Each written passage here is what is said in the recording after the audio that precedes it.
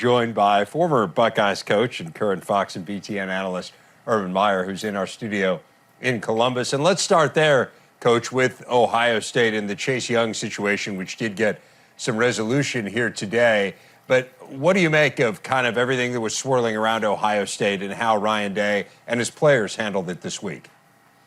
Well, you couldn't have handled it better, and Gene Smith is such a pro, and probably, Ohio State's been known to overreact, and that's obviously better than underreacting. So, I kind of heard last week that, anytime it's just the transparency of the student athlete, and Chase was very much so, and made a mistake. And what I liked the best about it, he owned up to it and said, I made an error, and fix the error and move on.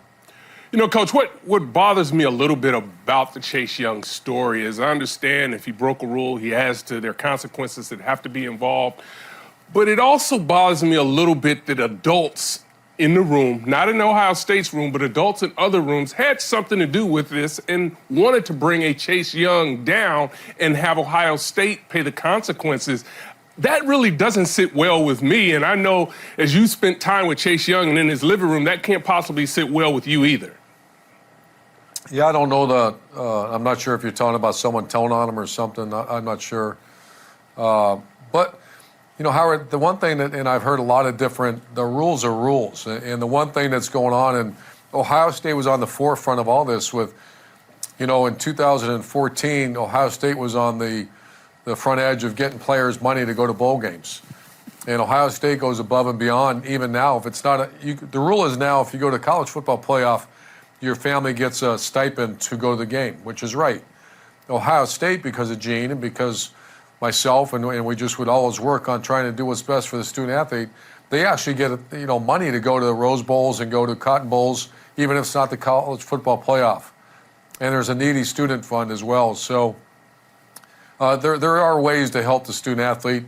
This whole name and likeness that ship has sailed. It's going to happen. So I think a lot of people are working to do the right thing by student athletes, but just to say disregard rules or laws, that's the way it is. I want to turn the focus to Minnesota, a huge win for P.J. Fleck and company against Penn State. You've been in these situations before, maybe not a breakthrough win of that caliber, because obviously you were at a little bit more established programs, but still this notion of having a huge game in front of you and winning it. And now another really challenging game, as you know, going on the road against Iowa at Kinnick. How do you keep your team, if you're P.J. Fleck, from letting down this week?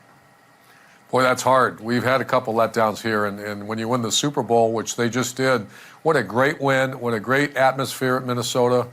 I've always been a fan of Minnesota, and we played up there one time, and I just think the fans, that brand new stadium, I think the skill level of Minnesota players are, I wouldn't say they're the best in the Big Ten, but they're very, very good. The challenge is going to be getting them back grounded, and I can imagine Minneapolis, St. Paul they haven't had much of that type of win.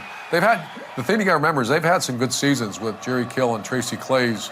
But that win was monumental. That was a great win against a very good Penn State team. Now you have to get them grounded. And, the challenge that they're going to have in the college football playoff is going to be their non-conference schedule.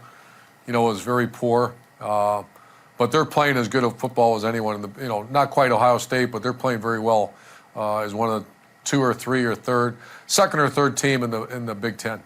You mentioned the win over Penn State. If you're in Penn State's locker room, how do you get that team back? Yeah. Or just the sheer fact that they lost the game, does that automatically mean that this team will be focused for their next game? No, it doesn't automatically mean. You've seen it.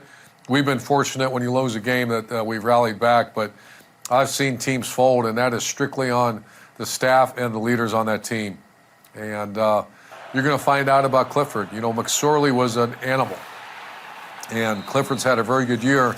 Now he's going to be tested. Can he rally the offense back like a McSorley did over the years? When they had a tough loss, they usually rebounded back. Certainly not an easy game this week against what is a very good Indiana team. And we're starting to realize we have a pretty good Illinois team on our hands in the Big Ten as well. The huge comeback, a school record comeback against Michigan State on the road last week to secure bowl eligibility. What do you make of the job? What kind of stands out to you about what Lovie Smith's done in Champaign, Coach?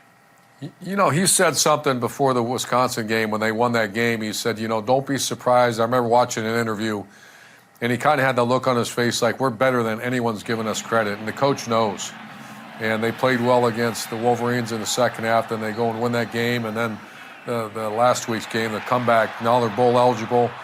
You kind of saw the talent getting better there the last couple of years. You heard about him in the road recruiting. They had some good recruiters on their staff. So I think Lovie Smith is a Coach of the Year candidate.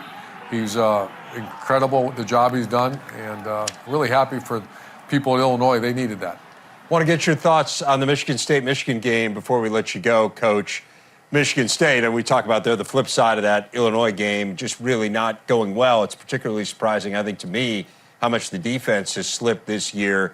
How much does it change, though, the fact that you've still got this rivalry game going up against Michigan, and you know how much it would mean to them? How do you kind of rally the troops for Mark D'Antonio and put your best foot forward in a game that means so much?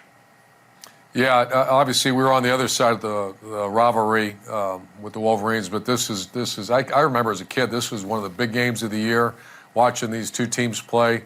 I know it's not quite as, you know, normally Michigan State's in the hunt for a championship the last, 5-6 years with what Mark D'Antonio has done, and it's actually shocking. You know, I have so much respect for those players and coaches that I've seen them rally teams, and I would not bet against, Michigan State. I just think there's some fight left in that group. I know there's some fight left in that coach, and this is a big rivalry game, and this makes a lot of bad good. You win a game like this makes a lot of bad very good.